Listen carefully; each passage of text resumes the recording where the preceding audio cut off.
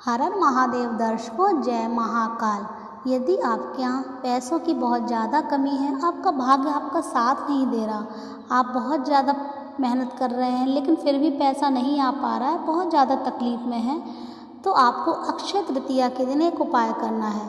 इस उपाय में आपको क्या करना है, किस तरह करना है, वीडियो आगे बढ़ाने से पहले प्लीज़ वीडियो को लाइक कीजिए और चैनल को सब्सक्राइब कीजिए। इस उपाय में क्या करना है, इस उपाय में अगर आप सोना, चांदी, हीरा जवाहरात नहीं खरीद पा रहे हैं तो आप बिल्कुल परेशान ना हो। गुरुजी ने बताया है आप सोने चांदी की जगह आप एक कोड़ी खरीद लिए। कोड़ी जो खरीदने हैं वो आपको पूजा की दुकान पे कोड़ी आराम से मिल जाएगी। 5-10 रुपए की एक कोड़ी आती है, तो आप वो कोड़ी खरीद लीजिए। सुबह स्नान करके आपको वो जो कोड़ी आप लाए हैं उसको आपको एक चांदी की प्लेट में या स्टील के प्लेट में आपको रखनी है।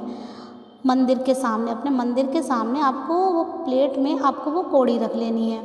उसके बाद उसे शुद्ध जल से स्टील या तावे के बर्तन से आपको लोटा लेना है और उसका अभिषेक करना है, यानी आपको धीरे धीरे उस कोड़ी पर जल चढ़ाना है और ओम महालक्ष्मी नमः का जाप करना है।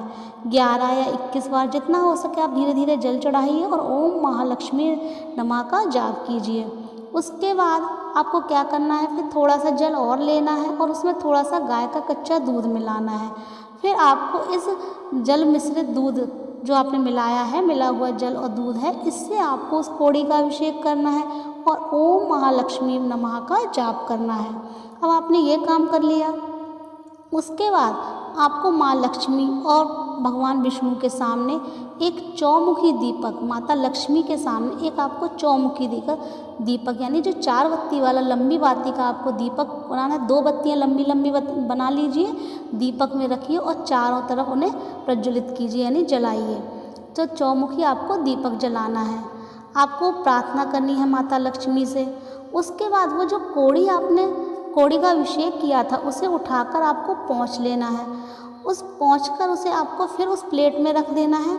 जो आपने वो जल आया है उस थाली का उसे अलग कर लीजिए और उस प्लेट में वो पोंछकर वो कोड़ी रख देनी है। उसके बाद थोड़ी सी हल्दी और थोड़ी सी कुमकुम मिलाकर आपको माता लक्ष्मी का अनामिका उंगली से, जो सबसे छोटी उंगली होती है उसके पास वाली जो उंगली होती है उसे अनामिका उंगली कहते हैं, उस उंगली से आपको माता लक्ष्मी का टीका करना है, यानी बिंदी लगानी है माता लक्ष्मी के। और उसके बाद थोड़ी सी अलग और हल्दी लेनी है।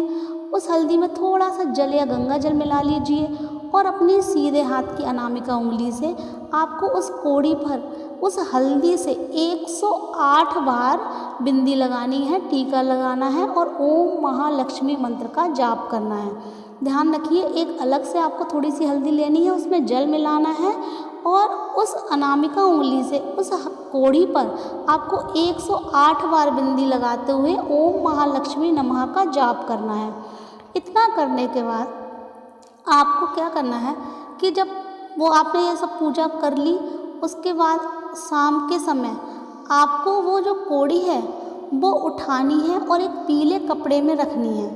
ध्यान रखिए, शाम के समय, सुबह आपने पूजा की, अभिषेक किया कोड़ी का, उसके बाद आपने वो जो कोड़ी आपने 108 बिंदी लगाई है उसे एक पीले कपड़े में रखना है। कपड़ा चाहे पीले रंग का ले लीजिए, चाहे रेशमी ले लीजिए या कॉटन का ले लीजिए।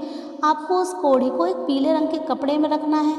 एक उस कपड़े में गांठ और रखनी है हल्दी की और आपको 11 अक्षत यानी चावल के दाने रखने हैं। चावल के दाने हैं वो बिल्कुल साफ़ सुथरे होने चाहिए, टूटे फूटे ना हो। जब आप चावल के दाने रखें तो एक चावल का दाना उस कोड़ी के ऊपर रखिए और ओम महालक्ष्मी नमः का जाप कीजिए। फिर दूसरा चावल का दाना रखिए, फिर ओम महालक्ष्मी नमः का जाप कीजिए। इस तरीके से आप 11 चावल के दाने रखिए उस कोड़ी पर और ओम महालक्ष्मी नमः का जाप कीजिए। इस तरीके से आपको वो फिर पोटली बांध देनी है। अब वो पोटली सिद्ध हो गई है आपकी। उसके बाद आपको शाम के समय वो पोटली उठाकर आपको अपनी तिजोरी में रख देनी है, जिसमें आपने हल्दी की एक गांठ रखी है, 11 चावल के दाने और सिद्ध की हुई कोड़ी।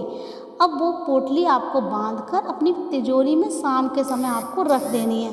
शाम के समय जब आप तिजोरी में रखें तो माता लक्ष्मी से आप प्रार्थना कीजिए कि माँ लक्ष्मी आप हमारे यहाँ हमेशा वास कीजिए विष्णु भगवान के साथ और हमारे घर में कभी भी पैसों की कमी ना हो। हमारे घर में जो भी हम काम करें वो सारे काम बनते चले जाएं और कभी भी कोई भी परेशानी संकट हमें ना घेर पाए। आप माता रानी से प्रार्थना कीजिए और अक्षय तृतीया पर सुबह ये उपाय ज़रूर कीजिए। ये कोड़ी का जो उपाय है बहुत ज़्यादा सफल उपाय है। इसके बाद आपके घर में कभी भी पैसों की कोई कमी नहीं होगी।